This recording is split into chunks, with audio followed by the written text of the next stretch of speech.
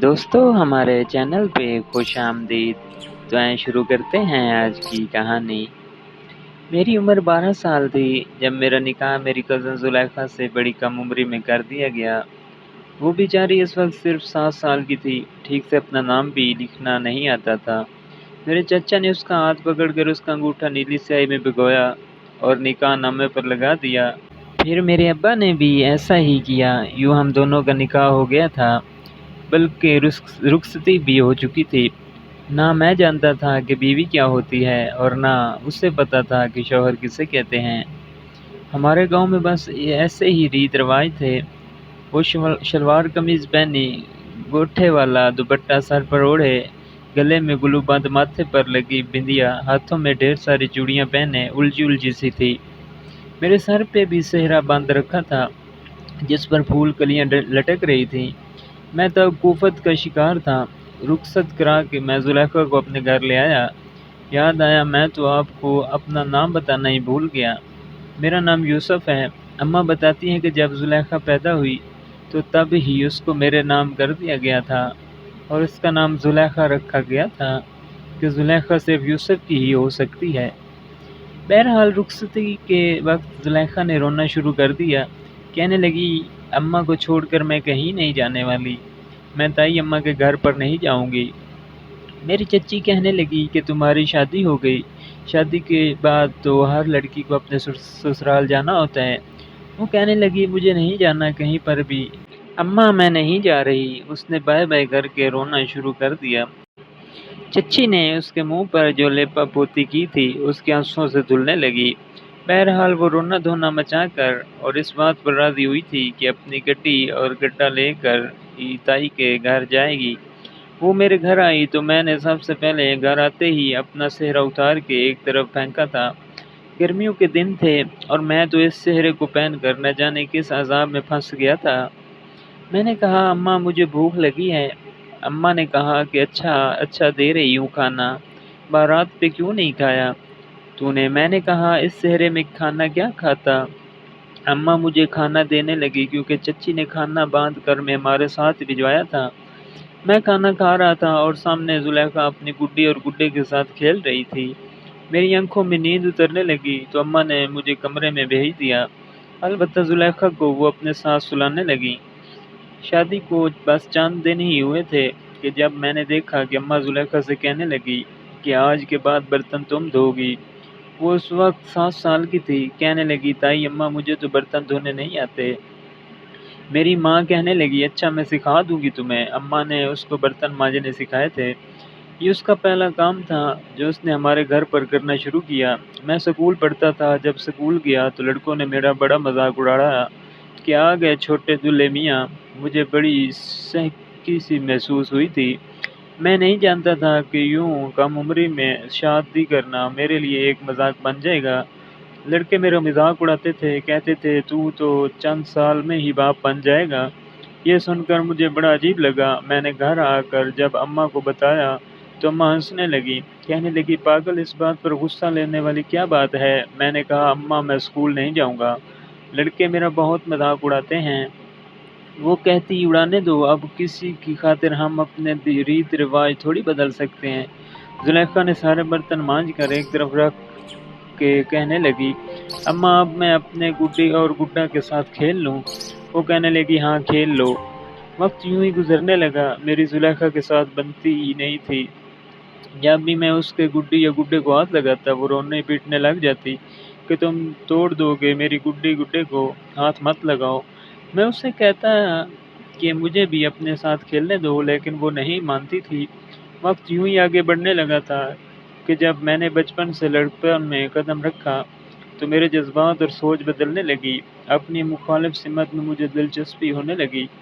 मैं 15 साल का हो गया था और जुलेखा 10 साल की। अब तो अम्मा के साथ बहुत से काम करने लगी थी।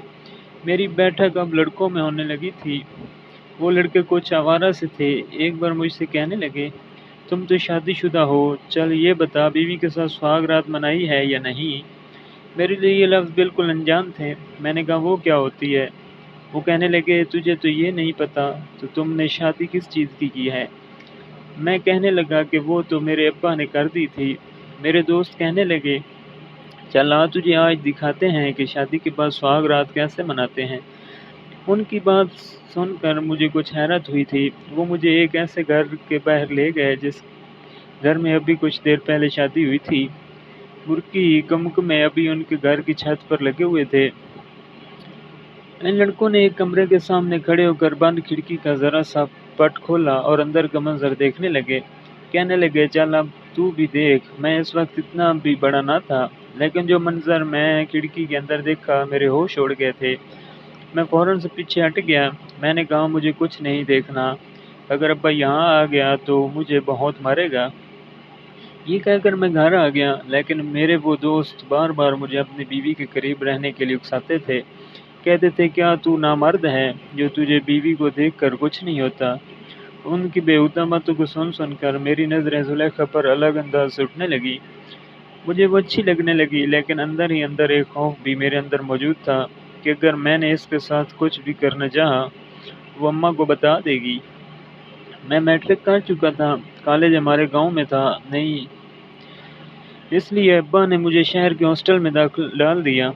وہاں ہم لڑکے آپس میں ہر قسم کی باتیں کرتے تھے، اس لیے مجھے کافی باتوں کا علم ہو گیا تھا۔ جب بھی میں چھٹی پر گاؤں جاتا، اپنے کام زلیخا سے کہتا، لیکن وہ ویسی ہی تھی، کہتی تمہاری ملازمہ نہیں ہوں جو تمہارے کام کروں۔ میں 17 سال کا ہو چکا تھا اور 12ویں جماعت میں پڑھتا تھا۔ اس کی ایسی باتیں سن کر مجھے غصہ آنے لگتا تھا۔ میں اس کا شوہر تھا، اسے مجھ سے تمیز سے بات کرنی چاہیے تھی۔ میں اب اسے غصے سے دیکھنے لگا۔ میں نے کہا، پورے ایک ہفتے میں بس ایک دن کے لیے گھر آتا ہوں، تم مجھ سے سیدھے منہ بات نہیں کر سکتی؟ وہ کہنے لگی، اتنی ڈھیر سارے تمہارے دھونے والے کپڑے ہوتے ہیں، وہ بھی اتنے گندے، کیا وہاں مزدوری کرتے ہو؟ 2 گھنٹے لگتے ہیں مجھے صرف تمہارے کپڑے ہاتھ سے دھونے میں۔ میں نے کہا، کوئی احسان تو نہیں کرتی ہو نا مجھ پر، یہ تمہارا فرض ہے۔ کہنے لگی، مجھ سے نہیں ہوتا یہ سب۔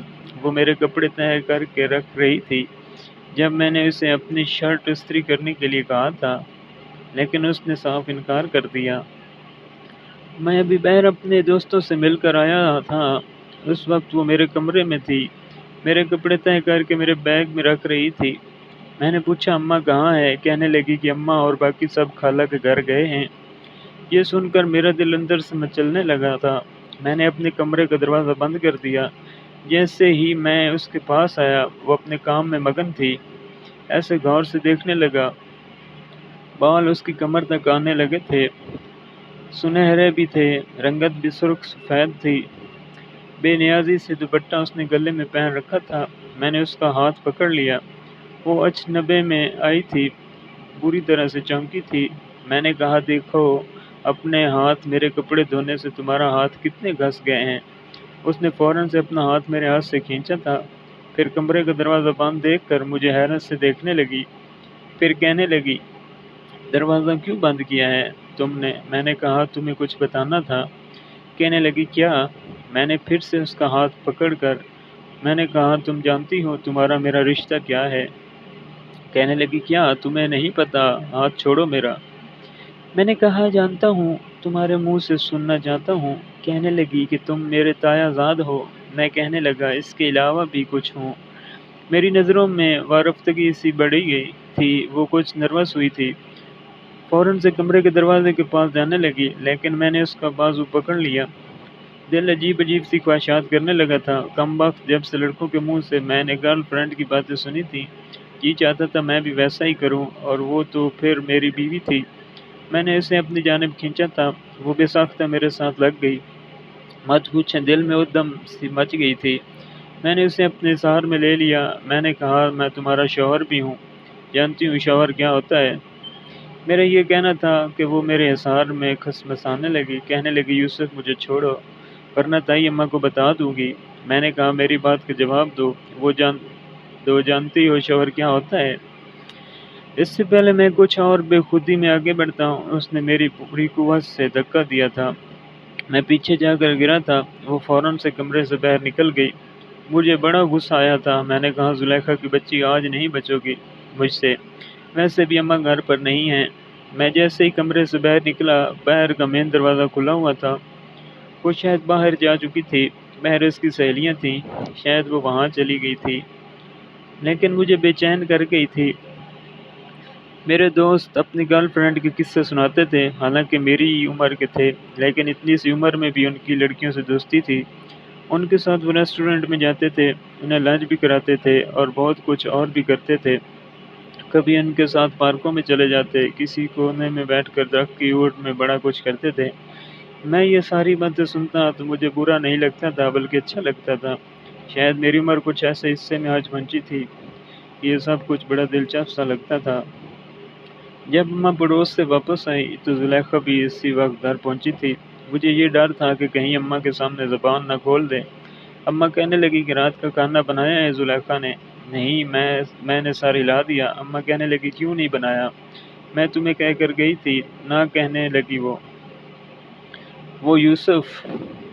میں نے کہا اماں وہ میرے کپڑے طے کر رہی تھی، پھر اس کی سہیلی نے اس کو آواز دے دی۔ میں نے اسے کہا تھا کہ جاؤ اپنی سہیلی کے گھر چلی جاؤ۔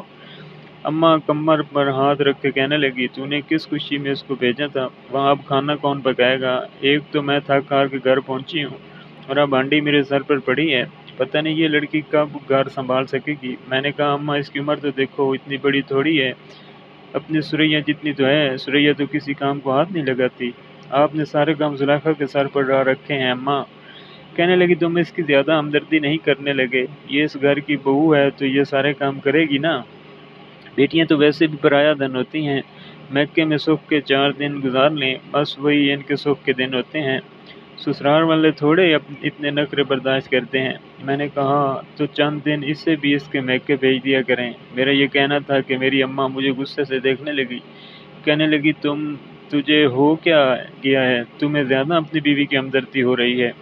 میں نے کہا میں ویسے ہی بات کر رہا ہوں۔ اماں زلیخا سے کہنے لگی چل جلدی سے پیاز لہسن اور ادرک کاٹ دے۔ جلدی سے سبزی کاٹنے لگی، بار بار مجھے غصے والی آنکھوں سے دیکھ رہی تھی۔ اگلے ہی روز میں ہاسٹل چلا گیا، لیکن یہ ہفتہ میری بڑی مشکل سے کٹا تھا۔ اب کی بار میں نے گاؤں سے پہلے ہی بہت ساری کانچ کی چوڑیاں خریدی تھی۔ پہلی بار زلیخا کے لیے کچھ لے کر جا رہا تھا۔ جب میں گھر آیا تو اماں کو ایک کڑھائی والی شال دی، اپنی بہنوں کو بھی چوڑیاں دی، البتہ زلیخا کی چوڑیاں میں نے اپنے سامان میں ہی رہنے دی۔ یہ سوچا کہ اسے اپنے ہاتھ سے پہناؤں گا۔ اول تو وہ مجھے اکیلے میسر ہی نہیں آتی تھی، ہر وقت کسی نہ کسی کے ساتھ رہتی تھی، اور اب تو وہ مجھ سے گھبرانے لگی تھی۔ جہاں میں ہوتا فوراً وہاں سے بھاگ جاتی تھی۔ میں بس جب بھی چھٹی پر گاؤں جاتا دل میں یہی دعا کرتا کہ اماں کہیں آس پڑوس کسی کے گھر چلی جائیں۔ میرے کپڑے دھو رہی تھی اور اماں اس وقت اپنے کمرے میں لیٹی آرام کر رہی تھی۔ چھوٹے بہن بھائی گلی میں کھیل رہے تھے۔ جب میں اس کے پاس آ کر بیٹھ گیا، وہ ڈنڈے مار مار کے میرے کپڑے دھو رہی تھی۔ مجھے اپنے پاس بیٹھا دیکھا تو کہنے لگی تم یہاں کیا کر رہے ہو؟ میں نے کہا بات سنو، کپڑے دھونے کے بعد میرے کمرے میں آنا، میں نے تم سے بہت ضروری بات کرنی ہے۔ کہنے لگی میں نہیں آؤں گی، تم بہت بدتمیز ہو۔ میں نے دھیرے سے کہا کہ تمہارے لیے بہت خوبصورت تحفہ لایا ہوں، میرے کمرے میں آؤ گی تو دکھاؤں گا۔ کہنے لگی پہلے قسم کھاؤ جو پہلے تم نے کیا تھا وہ نہیں کرو گے۔ میں نے کہا تم آؤ تو صحیح، نہیں پریشان کروں گا تمہیں۔ کہنے لگی کپڑے دھو کر آتی ہوں۔ میں نے جب دیکھا کہ وہ کچھ نرم پڑی ہے تو میں اپنے کمرے میں چلا گیا۔ کانچ کی چوڑیوں کے ساتھ میں اس کے لیے چاندی کا ایک چھلنا بھی لے کر آیا تھا۔ میں اس کا منتظر تھا۔ 1 گھنٹے بعد وہ آئی تھی۔ اس کے آدھے کپڑے پانی سے بھگوئے ہوئے تھے، شاید کپڑے رسی پر ڈال کر سیدھا میرے کمرے میں ہی آئی تھی۔ کہنے لگی جلدی جلدی تحفہ دکھاؤ، کیا لائے ہو؟ مجھے رات کے لیے ہانڈی بھی چڑھانی ہے۔ تائی اماں اٹھ گئی تو بہت ڈانٹیں گی مجھے۔ میں نے کہا پہلے کمرے کا دروازہ بند کرو۔ کہنے لگی نہ بابا نہ، دروازہ بند نہیں ہوگا، ایسے ہی کھلا رہے گا۔ میں اٹھا اور کمرے کا دروازہ بند کر دیا۔ میں نے کہا اگر اماں نے دیکھ لیا تو غضب ہو جائے گا، پاگل ہو کیا؟ میں نے کمرے کا دروازہ بند کر کے بعد میں الماری کی طرف چلا گیا۔ الماری سے کانچ کی چوڑیاں نکالی اور چاندی کا چھلا بھی۔ سرخ رنگ کی کانچ کی چوڑیاں دیکھ کر اس کی آنکھیں چمکی تھیں۔ میں نے اپنے دوستوں سے سن رکھا تھا کہ لڑکیوں کے لیے تحفے لے کر جایا کرو تو بدلے میں وہ بڑا کچھ کرنے کی اجازت دے دیتی ہیں۔ کہنے لگی یوسف یہ تو بہت پیاری ہیں، کیا سچ میں تم میرے لیے لائے ہو؟ میں نے کہا ہاں تمہارے لیے ہی لایا ہوں، اور ہر بار تمہارے لیے ایسے ہی تحفے لاؤں گا۔ اس سے پہلے کہ وہ چوڑیاں پہنتی میں نے اس کے ہاتھ میں وہ چوڑیاں خود پہنائیں، چاندی کا چھلا بھی پہنایا۔ وہ بار بار چوڑیاں کھنکھناتی ہوئی بڑی خوش تھی۔